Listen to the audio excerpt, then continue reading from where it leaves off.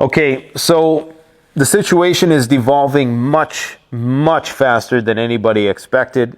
And I'm going to be sharing some unique perspective that I've been gifted today with you and hopefully help you interpret what's going on in the Middle East and around the world. Most people have no idea about the severity of what is currently happening right now. Most people do not know what is going on. And I don't say that in some grandiose, self-important, elitist way. I'm saying that most people do not realize that this is the end of the world as we know it. Now, when you say that phrase, a lot of people interpret that as, oh, well, where's the comet? Where's the nuclear explosion? SHTF is not an event. And I'm not just saying this to make it arbitrary, ambiguous, so, we can say, well, it's the end of the world as we know it, so what do we mean by that? No, there's a very tangible end that's coming. But understand that SHTF is not an event, it's a process. And much worse is the process because it's a slow grind collapse to the finish. What is happening in the Middle East right now? What is happening with these climactic extremes? What is happening with these extreme active shooter scenarios? It's all connected. And I'm not talking about some biblical way. If that's your interpretation, fine. I'm talking about this from the perspective of an empiricist. There is some fundamental malady that underlies human civilization as we know it, which is why the collapse of it is inevitable. That active shooter scenario that recently unfolded, that is a manifestation of a fundamentally sick society. At the foundation of our society, I didn't want to go on tangent monologues in this video, but I have to, okay? Because, this is nothing I anguish over that, oh, the world is ending. I'm ready. I'm as ready as I'm going to be. What I anguish over and what fascinates me is how people can't see it. But this active shooter scenario, understand what this is. This is the canary in the coal mine, okay? This is historically unprecedented. These things are not supposed to happen. People would go rogue, pre-Renaissance, medieval era, but not like this. And there's a reason why, and it's because of a variety of different reasons that we've been taken out of our natural environment and, fill in the blank. But that extremism that is manifesting on an individual level with one man going rogue, that's going to happen on the nation state level. Okay? Extremes. This is the age of extremes. It's the age of consequences. Every time the pendulum swings, it gets more and more intense. I'm not trying to sound like pretentious. I'm just trying to help people understand what is happening. The individual is to the state as the gun is to a nuclear weapon. And while I am a believer in Second Amendment rights, I also know, or whatever we have here in our Charter of Rights and Freedoms in Canada, I also know that the proliferation of nuclear weapons will inevitably beget some sort of extreme active shooter scenario on the nuclear level. All of the extreme events that we are currently seeing in the 20th century, be they just genocides, be they the fact that the Israelis have dropped more bombs on Gaza, I think, than the Americans did through the entirety of the Afghanistan war. I mean, that is phenomenal. We're seeing a quickening of events. Acapulco wiped off the map, well, not entirely, but completely flooded out, hit by a Category 5 hurricane, barely made the news. We had the Hawaiian thing, we had the fires, we had the riots around the world, this tribalism, this pre-World War III tribalism, which is reaching a fever pitch. We got the financial system, which is just teetering. I mean, the markets are taking a giant crap. The powers that be are doing whatever they can to suppress the price of gold because they know once the price of gold, and as I've been told, once the price of gold goes over like $3,500, you'll know the world as you know it has officially come to an end. That will be like the demarcation line, because that will mean that the US dollar has become worth half as much as it is now. And that's what they don't want people to lose faith in the system. Once that gold starts going up over $2,000, there can easily be a runaway effect. And so the smart money, or the big money, looks at that barometer. Is gold going over $2,000? Is it time for me to get out? Anyways, what I'm trying to say is, and I know I'm preaching to the choir, unfortunately, this video ain't going to reach a broader audience, unfortunately. But understand that this active shooter scenario is just another symptom. Just another symptom, and it is going to manifest on a larger level. Extremist, unprecedented events happening in succession. The dominoes are falling one by one, and there is no cure. The cure that is often proposed typically just makes the problem worse. It's like a cold. You're not going to kill the cold. You have to let the cold run its course. The problem is people start medicating, and I'm not saying that, there's not a place for psychopharmaceutical medication. I'm just trying to use this as a metaphor. We try to medicate the symptoms away, but the symptoms are what our body is using to fight the cold. So we almost have to, and this is a whole presentation I could give on, evolutionary psychology and why our civilization is collapsing. But just understand that it's the canary in the coal mine, okay? And the American empire is coming to an end. And most people kind of see it right now with what's happening or what's about to happen in Israel. And what's happening in Israel, man, oh boy. Let's talk about that for a moment. Let's talk about that. So what's going on is Hamas today unloaded a barrage of rockets. A barrage of rockets. And you're starting to see the chinks in the armor of the transatlantic military-industrial complex. You're starting to see the weakness, and the inherent weakness is an attritional one. The Iron Dome can only be sustained for so long. If Hamas can continue to bombard the Iron Dome, trying to coax the Israelis into the Gaza killing fields that await them, they're going to run out of missiles for the Iron Dome. Not only that, it is going to become financially unsustainable, because the Iron Dome missiles, from what I know, cost a lot more.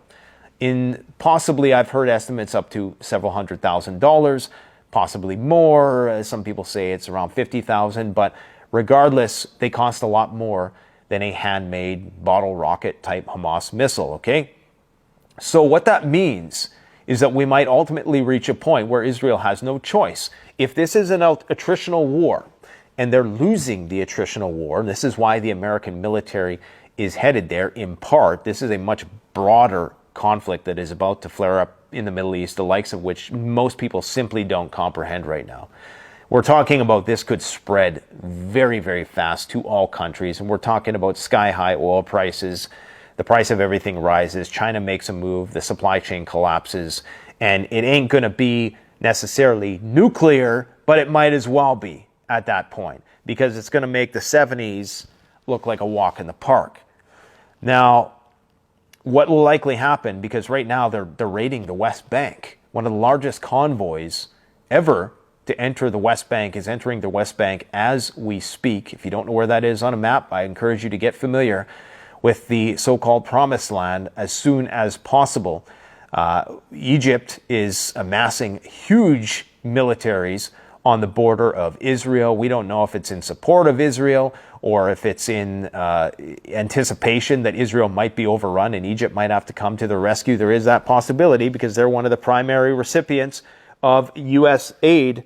But understand that right now, as we speak, Israel has its back up against the wall. It has to make a move, and it has, apparently. While this whole active shooter saga was unfolding, they made an incursion into the Gaza Strip, but they have to make their move quick. The rhetoric coming from Hezbollah indicates that they are going to war with Israel, that it is just a matter of time. And remember, as I said yesterday, The aircraft carriers, most of which were docked, were getting resupplied for the last few months.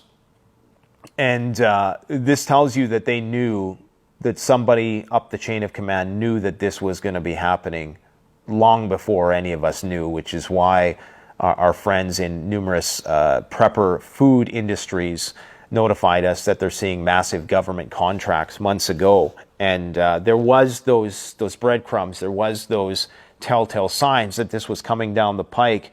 But we have the Iranian army as well putting on large-scale military maneuvers of all ground formations starting tomorrow.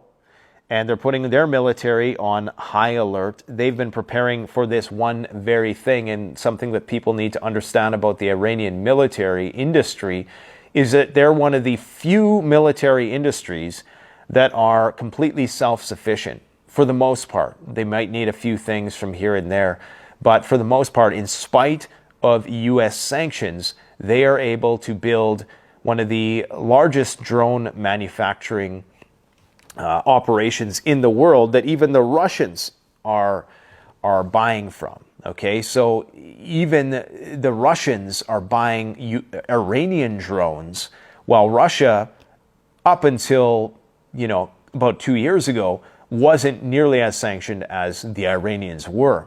So they are ready to fight a long-winded war. This is what the Iranian regime, the Ayatollahs, I'm not saying that the average person there wants anything to do with a war with the West, because they are quite secularized. But, it's a very confusing state of affairs in terms of who's going to take whose side in the Arab world. And everybody we think who is an ally now, tomorrow, it could just go the other way. Like, for example, in Qatar today, they are going to be sentencing 8 Indians to death because they apparently were engaged in some espionage activities with Israel. Well, Qatar is the place that the United States has their largest military base based out of, and they have 11,000 troops there. So you see that it's a very tangled web, and it could easily go one way or the other. So it is a powder keg in the Middle East. It could easily bring everybody else into the fight. If not only that, what it could do is incentivize other nations like Russia or China to go on the initiative on their front. So on that topic, China today decided to send an aircraft carrier out to sea in the Pacific. The Bashi Channel is a waterway that lies between Taiwan and the Philippines. It is a part of the Luzon Strait between the East China Sea and the South China Sea. Now, why would they be wanting to do this? Why would they do this now? Why would they send another aircraft carrier in that direction? Well, many people presume that eventually China is going to put a stranglehold on the Taiwan island, for which everybody there speaks Chinese, Mandarin. Just, if you don't think that it's part of, historically it is. They're the same people, but we're not going to get into that. Two different parties. It's political divisions, and possibly some cultural ones as well. I'm not an expert on China. But what they're likely going to do is first do a blockade. And they're going to say, okay, either you comply or, we're going to continue to put the stranglehold on you. And the Americans are going to be tasked with, well, do we intervene? Can we intervene when the brunt of our military now is consumed by Israel possibly being overrun in the Middle East? And we're trying to keep Israel from having to resort to nuclear weapons. Not that that will save them necessarily.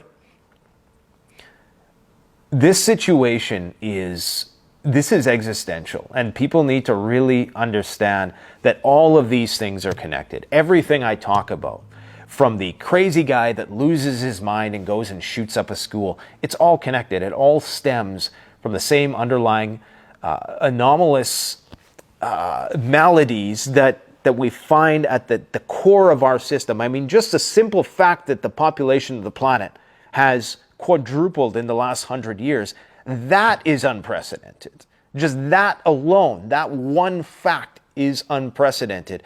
Everything that stems from our house of card fiat monetary system that is built on a foundation of corruption and lies is going to be by virtue, because, what is the old biblical saying? You'll know the something about the tree bearing the fruit. Somebody write it in the comment section. But you'll know the tree by the fruit that it bears, or something like that, right? So if we planted a corruption tree, everything thereafter ultimately has to be in some way corrupt, and that manifestation is in a guy going rogue and spraying up a bunch of people he didn't know, because he didn't have the companionship that he was deprived of, because he no longer has a tribe, and he no longer feels as though he has a community, and he's been thrust into this virtual concrete matrix of deception and lies. And it's tough. But what people will ultimately come to, if you're a person who's into activism, I think that's great. Be into activism. I told you guys I was going to go on tangents and monologues, because I ain't a religious man, but sometimes I like to preach. What was I going to say? Geez, I totally lost my train of thought. I'm trying to be witty. Anyways, all I can say, man, is we need to really be aware that this could be it. This could be it. This could be the point when the aha moment, the panic, where they're no longer able to control the descent. It's like a plane that's crashing, but the pilot doesn't want to freak people out, so maybe he makes it appear like they're just going in for a landing, when really, the landing gear is not going to deploy, and they're going in much steeper than they should. China today grazed a bomber, a U.S. bomber, I believe, that was flying off the coast of, it was in international waters, one of those classic situations of I'm not touching you, right? So don't hit me back. But clearly, any nation would scramble a jet and would be like, what are you doing with this bomber in international waters? Whether you're in international airspace or not doesn't matter, that you're that close, that you wouldn't, show the respect for our borders and the fact that we're a nuclear superpower. So what do you expect? But it's just another indication that something's going on there that we don't know. We'll be the last to be told. This is why the Chinese are sending out the aircraft carrier. The Americans probably know exactly what's going on, but they probably also know that they're spread quite thin. What's going on in Russia, both sides are saying that they've made some fairly large strategic victories. Ukraine is claiming that the ATACMS were able to bypass S-400 missile defense systems and take out 3 of those systems. They didn't specify if they were just talking about the launchers. I don't know if the ATACMS have enough yield that would be able to completely destroy the entire system, because it's spread out over a substantial area, much like the Patriot system. You'll have to go and just Google a diagram of how S-400 or how missile defense systems work. It's a network of different components. And Russia claims to have shot down 24 Ukrainian planes in just the last 7 days, utilizing a combination of their S-400 systems and their AWACS planes, which are like recon planes, surveillance planes, which are able to guide the missile to its destination more effectively. Okay, so that this extends the range of the S-400 system. Some people are even speculating that they're utilizing the Su-57 system, the newer plane.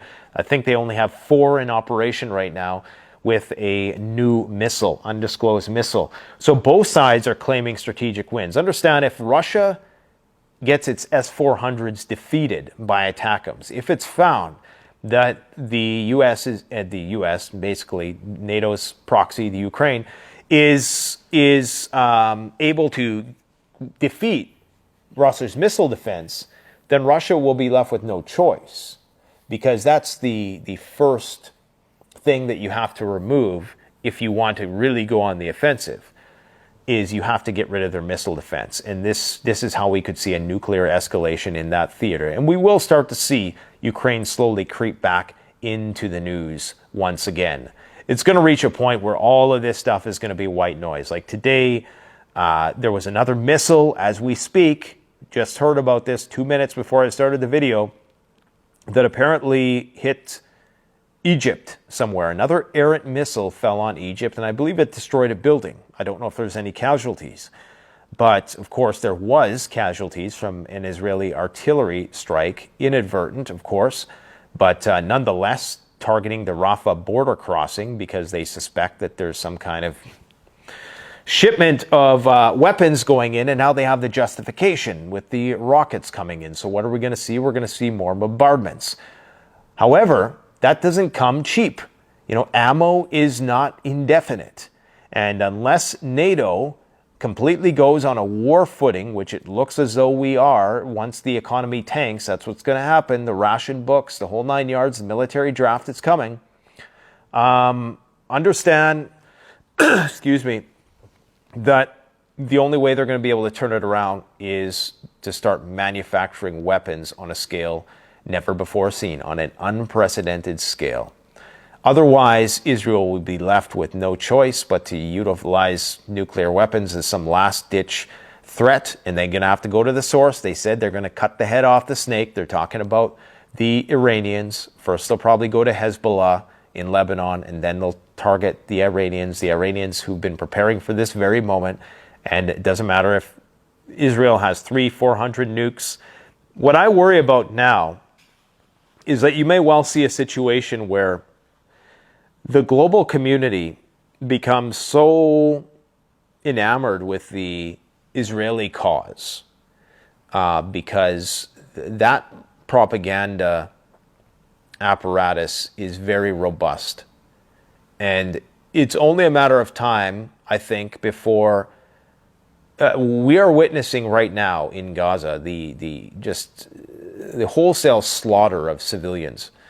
And I'm not saying that they're doing this intentionally. They're trying to root out a problem, regardless of how surgical they claim that they're trying to be. A lot of civilians are dying. And there seems to be an acceptance of this by a sizable part of the global community. Obviously, there's massive pushback as well, and it's leading to tribal wars all over the world. But what I worry is that we're going to reach a point with this whole thing where the media spin is going to try to justify a nuclear strike on a city like Tehran or something like that, or maybe a smaller city. And it's going to be justified as, well, we had no other choice because our existence was under threat. So, Iran did not want to stop funding X, Y, and Z militia groups. Therefore, we had no choice but to drop this nuke on a city. And then when you see that happen, that's when it's like that movie, The Fifth Element, where every time they shoot at that planet, I think it's some kind of metaphor for evil. Every time you fight fire with fire, it just grows into a bigger problem. And every time they try to shoot this big ball of fire, it just gets bigger and bigger until it consumes them. And I think that's what's going to happen. They're going to use a nuke in some part of the Middle East and thinking that it is going to scare people, which it won't, because of course this is one of the places where it likely won't work, because you have so many people who believe that in the afterlife, if they give themselves to whatever cause they claim to represent, that they will be gifted in the afterlife. So I'm very concerned that that's how the situation can unfold. I do think that this exchange would be limited to the Middle East, but you just never know, because you have players who rely on cheap crude, and countries like China who rely on the oil from the Middle East. Yes, Russia is one of their primary suppliers, but they don't want to be beholden to them entirely as well. They want stability, relative stability, so they can be prosperous and they can continue to grow and build up their war machine, right? So that they know at some point they're going to have to go to war with the United States. They want more time to prepare still. So they're going to need some stability, and that means that they might get involved in some way, shape, or form. Now, if they get clipped, what happens if a Chinese warship gets clipped? What happens if some errant missiles from somebody hits a superpower, hits a Russian plane in Syria? or something to that effect. Does that mean that Russia is going to, pile right in? No, I still think Russia's primary interest, because they have all the resources they need. They do probably want to keep the Western influence in the Middle East in check and create that balance of power. But they have all the resources they need. They don't need the Middle East from a resource point of view. They only need them as an ally to keep the West down while they work on what likely will be their ultimate goal, which is the Eastern Europe, to reconquer that.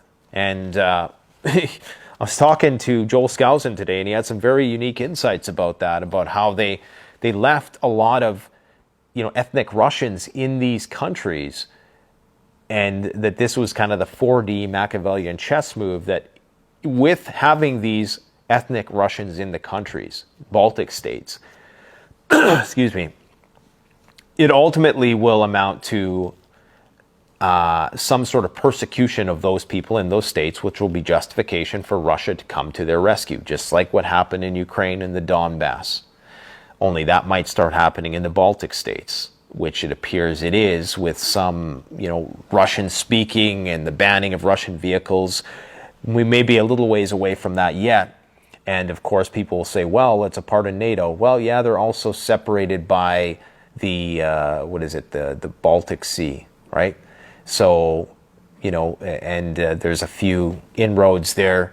But if they get Poland, if they get the Baltic states, then I think that's probably what they want. They want that Soviet reunification.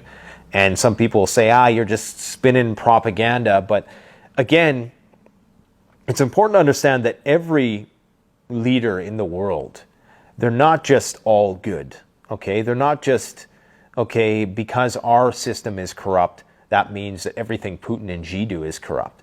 They're motivated by the same thirst for power as everybody else. Sure, Putin might have some more noble, motives, and he might, truly appreciate and respect the people who fought in World War II and all this stuff, and he might truly believe a lot of that stuff, but that doesn't mean that, that the world that they create, the global order they create, is going to be better. It's going to be just as bad, if not worse, right? I mean, you say what you want about the dilapidated cities in the United States, at least you have the freedom to pick and choose where you live and how you live your life, even if it is going down the pisser real fast, okay? So things are on all three fronts. In the East, China is moving military equipment, they're moving their navy. It appears as though they're getting ready to do the encirclement of Taiwan.